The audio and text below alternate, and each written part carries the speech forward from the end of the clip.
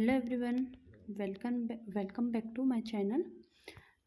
तो दोस्तों आज हम इन्वायरमेंट स्टडीज़ के सीटेट प्रीवियस ईयर का 3 जनवरी को पेपर हुआ था उसको सॉल्व करेंगे और देखेंगे। इसका फर्स्ट क्वेश्चन है, which is the following method of soil waste disposals method release air pollution.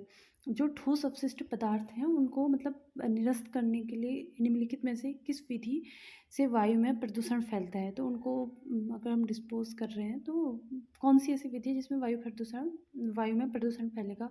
Of course उस इंसिनरेशन होगा, उनको जलाने से या भस्म करने से वायु में वायु प्रदूषण होगा। ठीक है, तो इसका राइट आंसर ऑप्शन नंबर 4 है। ठीक है, उसको जलाने से। और सेकंड क्वेश्चन है, वह स्थान जो कि दीर्घ काल से बाढ़ से प्रभावित है स्थानीय लोगों में डेस्ट्रेस का कारण होगा। मतलब वह स्थान जो दीर्घ काल से बाढ़ से प्रभावित होता है वहाँ से स्थानीय लोगों को क्या कर दिया जाएगा, वहाँ से स्थानीय लोगों को स्थानांतरण कर दिया जाएगा। वहाँ से स्थानांतरण की मतलब वहाँ से विस्थापित कर दिया जाएगा, उनको दूसरी जगह उनको रहने के लिए व्यवस्था दी जाएगी। और वही पुनर्वास होता है। पुनर्वास है कि वह एक अन्य स्थान पर स्थानांतरित होने की क्रिया है। और वही पुनः स्थापित है कि एक स्थान को छोड़कर अगर कोई व्यक्ति दूसरे स्थान पर रह रहे वहाँ रहने वो करना, तो वहाँ उनको पुनः स्थापित करना कहलाता है। और प्रत्यावर्तन है कि एक देश से मतलब कोई देश से यहाँ व्यक्ति आया है किसी कारणवश, मतलब कुछ हो गया तो उन्हें वापस उनके देश पे सुरक्षित पहुँचाना, ये देश प्रत्यावर्तन कहलाता है। ठीक है, अब नेक्स्ट क्वेश्चन देखते हैं, टैपियोका का दूसरा नाम क्या है। तो दोस्तों यह एक केरल पे उगाया जाने वाला जैसे नारियल है टैपियोका। तो यह एक प्रकार का, इसको टैपियोका साबूदाना भी कहते हैं और कसावा बोलते हैं यहाँ पे। अब इसका कप्पा है तो इसका right answer option number 2 kappa. ठीक है, इसको वैसे कसावा हर जगह कसावा ही, इसका दूसरा नाम इसको कसावा बोलते हैं। ठीक, उसके बाद नेक्स्ट क्वेश्चन है, हांगकांग में निम्नलिखित में से कौन सा भोजन लोकप्रिय है। तो जो हांगकांग का भोजन है वो लिंग हू फैन है। ठीक है, option number 2 is right answer. इसके बाद नेक्स्ट क्वेश्चन है, किस प्रकार के पक्षी के चोंच मीट खाने के लिए काम आती है। तो दोस्तों मीट खाने के लिए काम जो शिकारी पक्षी होता है उनकी चोंच मीट खाने के काम आती है। जैसे कि इनकी चोंच क्या होती है, मांस को फाड़ने और तोड़ने के काम आती है। और इनकी चोंच कैसी होती है, ऑप्शन नंबर 3 हुक जैसी, इस टाइप से इनकी चोंच होती है, हुक जैसी। ठीक है, मतलब तीखी और वो, और सीधी और जो पतली चोंच होती है, ये लंबी सुई जैसी चोंच होती है, ये मरमर पक्षी की होती है। ठीक है, ये वाली चोंच किसकी होती है, मरमर पक्षी की होती है। और तिकोने आकार वाली जो चोंच होती है जो कि इस टाइप से होती है, वो गौरैया की होती है। ठीक, गौरैया की तिकोने और मतलब ये चोंच छोटी और मजबूत होती है। तो ऑप्शन तो इसका किस प्रकार के पक्षी की चोंच मीट खाने के काम आती है। तो ये हुक जैसे जिसकी चोंच होती है उसके मीट को फाड़ने तोड़ने के काम आती है। ठीक है, तो इसका राइट आंसर है ऑप्शन नंबर 3। उसके बाद नेक्स्ट क्वेश्चन है, एक अध्यापिका को कक्षा 4 के बच्चों को शीघ्रता से बनने वाले नाश्ते के संबंध में कक्षा में पढ़ाना है। शीघ्रता से कौन सा व्यंजन तैयार हो जाएगा। ठीक है, अब इसका राइट आंसर है भेलपुरी, ऑप्शन नंबर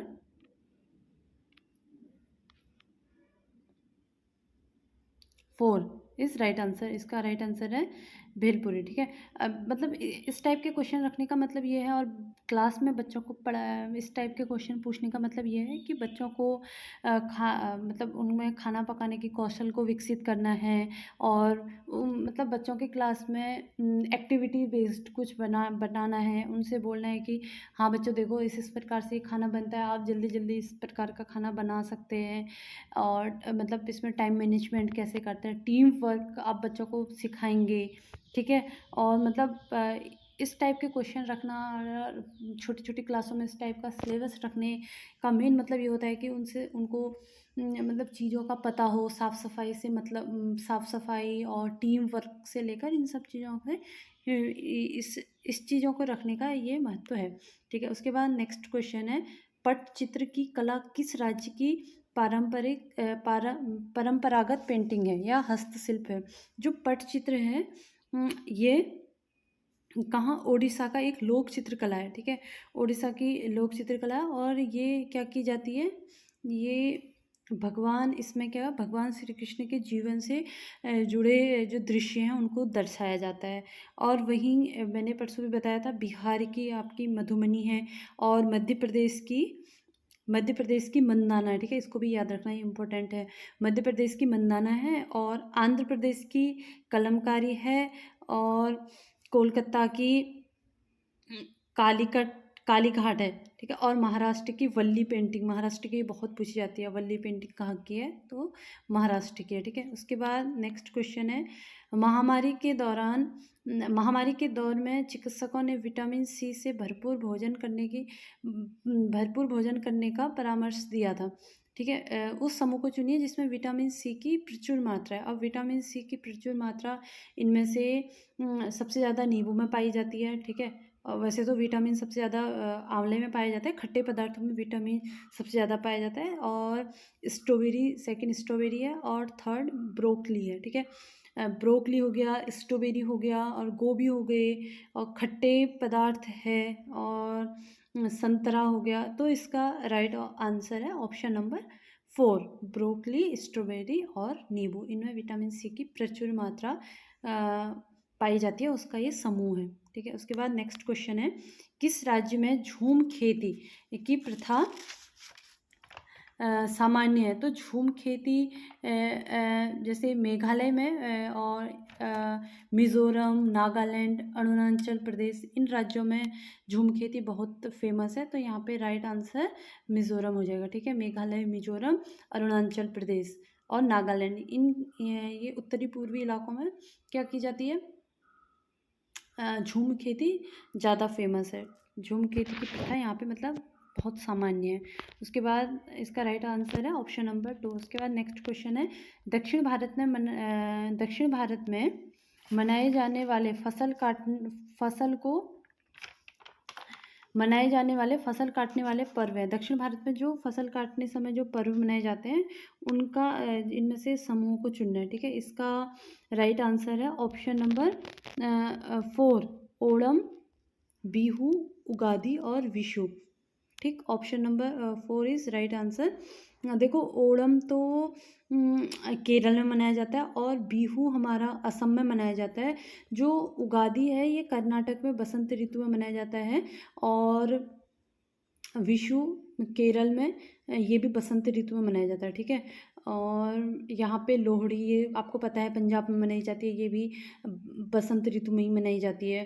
ठीक है, तो इसका राइट आंसर ऑप्शन नंबर 4 है, ओणम, बिहू, उगादी और विशु। ठीक, तो नेक्स्ट क्वेश्चन में जाते हैं। नेक्स्ट क्वेश्चन है, वल्ली जनजाति, वल्ली आर्ट कला के लिए सुप्रसिद्ध है, जो कि बनती है। अब वल्ली मैंने भी बताया था ना कि वल्ली कहाँ की पेंटिंग फेमस है, यह महाराष्ट्र की प्रसिद्ध एक लोक कला है। यह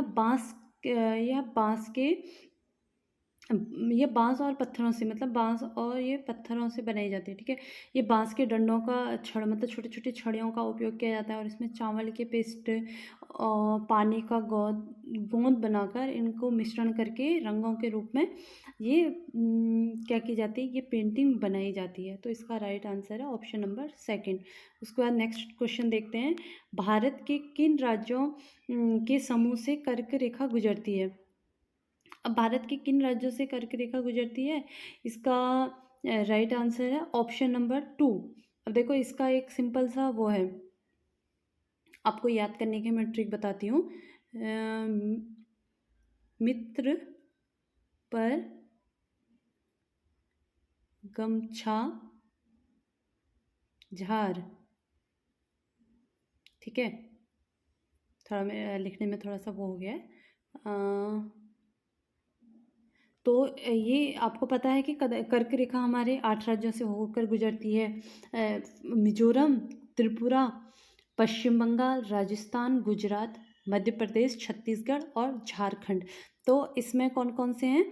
इसमें हमारा है छत्तीसगढ़, गुजरात और झारखंड। तो इसका राइट आंसर है ऑप्शन नंबर 2। तो ये आपको ये ट्रिक, छोटी छोटी ट्रिक याद करनी पड़ेंगी आपको। तो ये छोटी सी एक ट्रिक है, मित्र पर गमछा झाड़ 8 राज्यों से गुजरती है। ये 8 राज्य ये है, उनमें से ये 8 राज्यों में से 3 राज्यों का समूह ये है, ठीक है। इसका राइट आंसर ऑप्शन नंबर 2 है। और नेक्स्ट क्वेश्चन है, ये वही है, ठीक है। आप ये, मैंने आपको बताया मैप वाले क्वेश्चन कैसे करने हैं, एक बार आप मैप वाला क्वेश्चन देखिए और इसको अच्छे से करिए, ठीक है। आपको ये, इसका आंसर आप लोग कमेंट में करिए। निम्नलिखित में से कौन सा सबसे छोटा प्रवासी पक्षी है जो कि उत्तर ध्रुवीय क्षेत्रों से भारत आया है? तो इसका राइट आंसर है ऑप्शन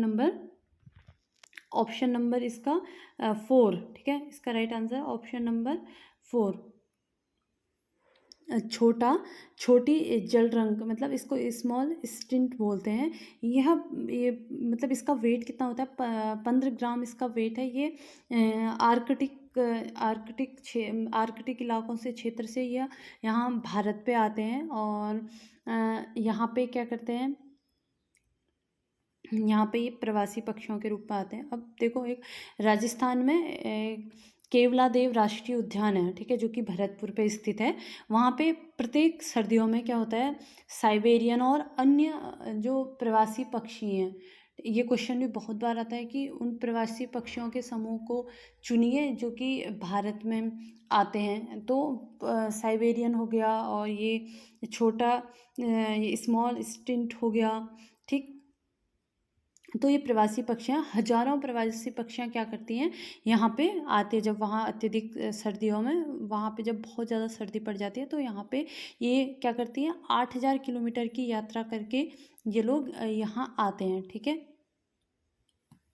उसके बाद इसका राइट आंसर है option number 4। Option number 4 little stint, ठीक है। उसके बाद नेक्स्ट क्वेश्चन है, रोनी ने इटली से भारत की यात्रा की योजना बनाई। उसके मित्रों ने उसे वहाँ से इटालियन चीज़ पनीर लाने के लिए कहा। कौन सी तकनीकी चीज़ों को सुरक्षित रखने और भारत में लाने के लिए उत्तम है? तो इसका राइट आंसर है ऑप्शन नंबर 4, वैक्यूम पैकिंग, ठीक है, निर्वात पैकिंग। ऑप्शन नंबर 4, निर्वात पैकिंग। देखो, वैक्यूम वैक्यूम पैकिंग होता क्या है? वैक्यूम पैकिंग है कि ये भोजन को क्या करता है, मतलब भोजन को वैक्यूम पैकिंग वातावरण में भोजन का भंडार करती है। आमतौर पर यह एयर टाइट बैग या बॉटल होती है, ठीक है। यह मतलब जार और डिब्बों में रखने के, कुछ भी खाना उसमें रख देते हैं और तो वो वहाँ से मतलब उसको संरक्षित करती है, ठीक है। और यह इसलिए पनीर वगैरह और ऐसी चीज़ों को संरक्षित करने के लिए ये बहुत अच्छी तकनीक है, वैक्यूम पैकिंग, ठीक है। उसका स्वाद अधिक समय तक बनाए रखने के लिए और उसको पूरे वर्ष भर उपलब्ध कराने के लिए ये एक अच्छी टेक्निक है, ठीक। तो इसका राइट आंसर है ऑप्शन नंबर 4। उसके बाद नेक्स्ट क्वेश्चन देखते हैं।